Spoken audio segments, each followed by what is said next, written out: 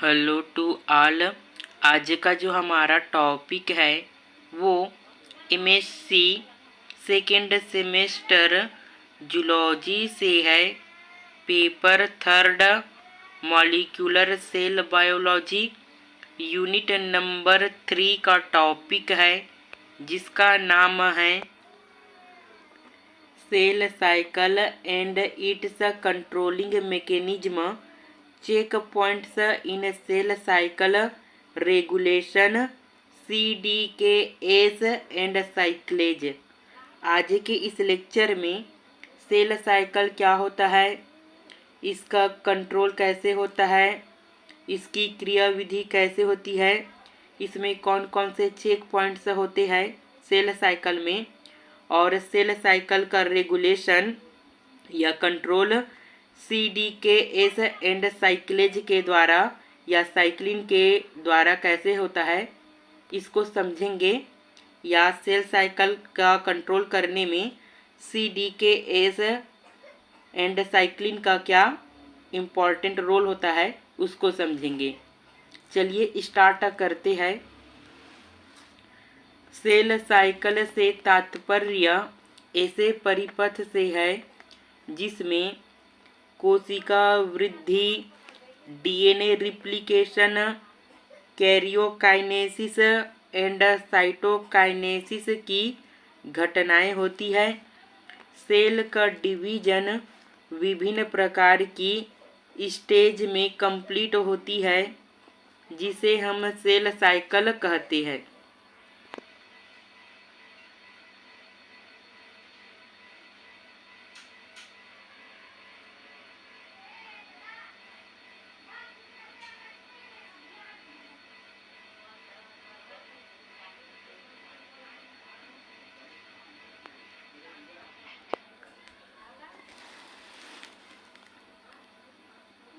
Cell cycle G1, S, G2, M तथा C stage में complete होती है। C स्टेज को साइटोकाइनेसिस स्टेज या फेज कहते हैं और M फेज को माइटोटिक फेज या स्टेज कहते हैं। कभी कभी G1 से सेल G0 स्टेज में चले जाते हैं और वो कभी भी विभाजित नहीं होती है, जैसे नर्व सेल, हृदय पेशी, RBCs। ऐसी सेल्स है जिनमें कभी भी डिवीजन नहीं होता है, वे सदैव G0 स्टेज में बनी रहती है।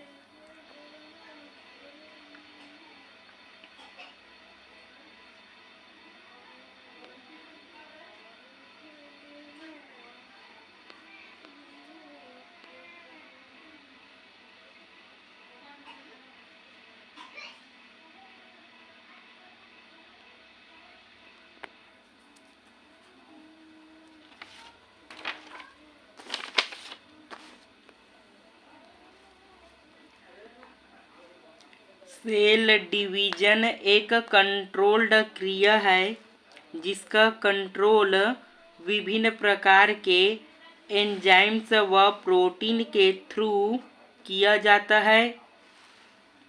यदि सेल का डिवीजन अनियंत्रित तरीके से हो तो उसके कारण विभिन्न प्रकार की डिसीज पैदा हो जाएगी, जैसे कैंसर।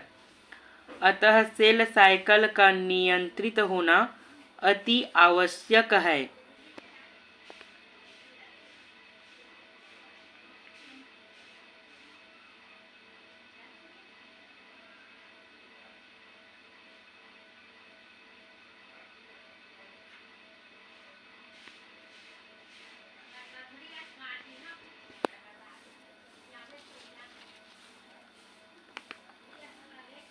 सेल साइकिल का कंट्रोल विशेष प्रकार के प्रोटीन के थ्रू किया जाता है, जिसमें साइक्लिन्स व CDKs विशेष रूप से सेल साइकिल को नियंत्रित करते हैं।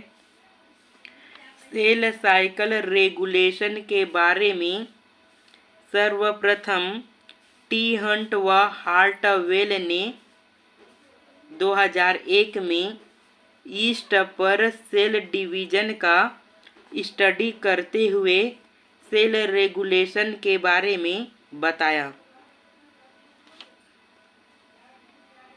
इसके अलावा अनेक बर्ड्स के एग्स पर भी सेल साइकिल के रेगुलेशन का स्टडी किया गया।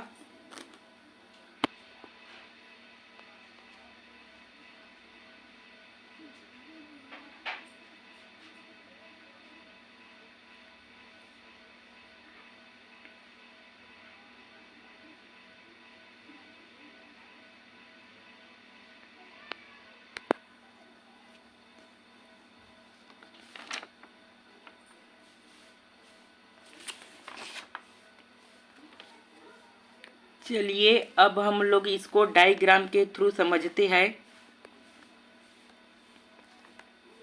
सेल साइकिल जेनेटिकली कंट्रोल्ड क्रिया है जो दो तरीके से किया जाता है। CDKS जिसे साइक्लिन डिपेंडेंट काइनेज के नाम से जानते हैं, दूसरा है साइक्लिन। साइक्लिन दो प्रकार के हैं। G1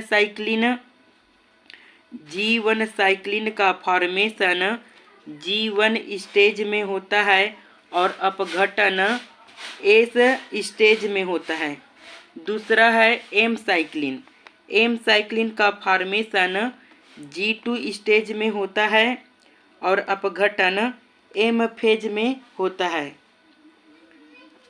G1 साइक्लिन CDKS को सक्रिय करके सेल को G1 से S फेज में प्रवेश करा देता है। इसी प्रकार M साइक्लिन CDKS को सक्रिय करके सेल को S से M फेज में प्रवेश करा देता है। साइक्लिन के नष्ट हो जाने पर CDKS निष्क्रिय हो जाता है।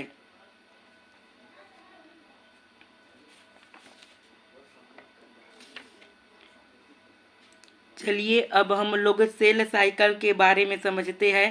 सेल साइकिल में कौन कौन से स्टेज होती है उसको समझते हैं। तो सेल साइकिल में G1, S, G2, M और C फेज होती है। चलिए अब हम लोग एक एक करके सभी को समझते हैं। तो G1 क्या है? G1 फेज को पहले समझते हैं। इसे ग्रोथ फर्स्ट कहते हैं। इसमें क्या होता है? इसमें RNA व प्रोटीन का सिंथेसिस होता है, संश्लेषण होता है। अगला फेज है एस फेज।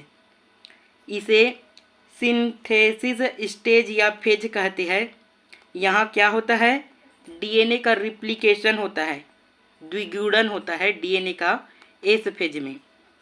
अगला जो फेज है वो है G2 फेज। इसे ग्रोथ सेकेंड कहते हैं। यहाँ भी RNA व प्रोटीन का सिंथेसिस होता है। ये सभी G1, S, G2 interphase stage में आती है। अगला जो फेज है वो है M फेज। इसे माइटोटिक फेज कहते हैं। इसमें न्यूक्लियस का डिवीजन होता है।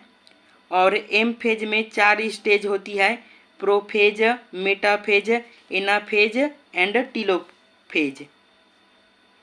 अगला जो स्टेज है वो है C फेज, या इसी को और क्या बोलते हैं? साइटोकाइनेसिस फेज या स्टेज।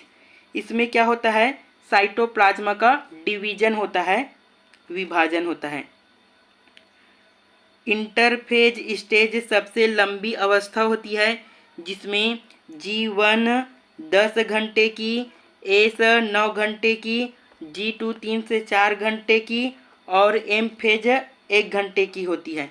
और उसके बाद साइटोप्लाज्म का डिवीजन होता है।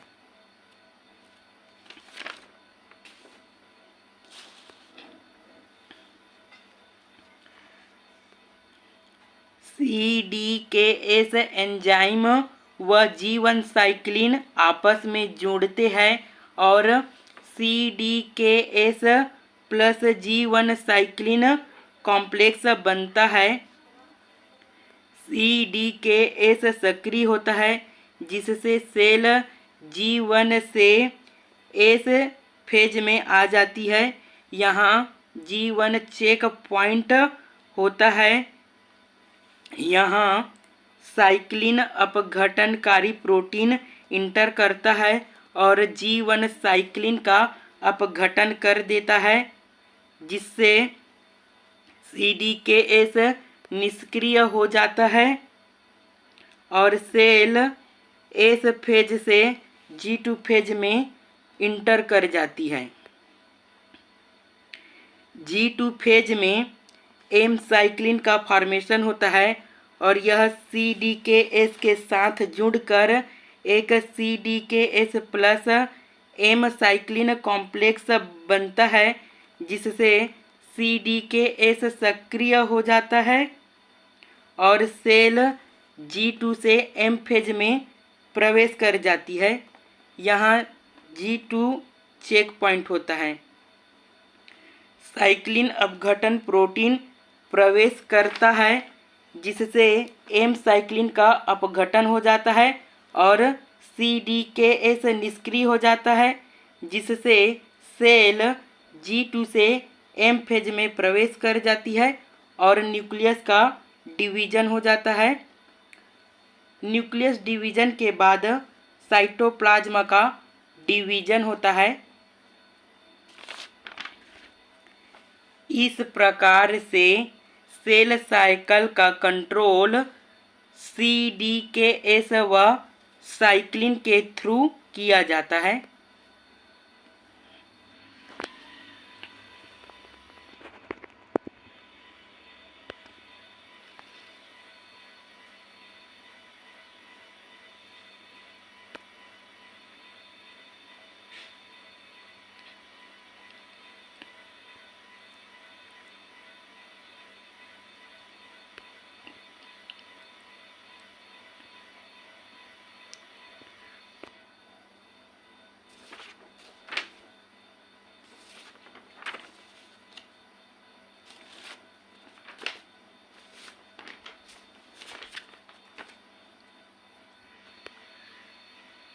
चलिए मैं अब आप लोगों को जो समझाया हूँ उसका नोट्स दिखा देता हूँ।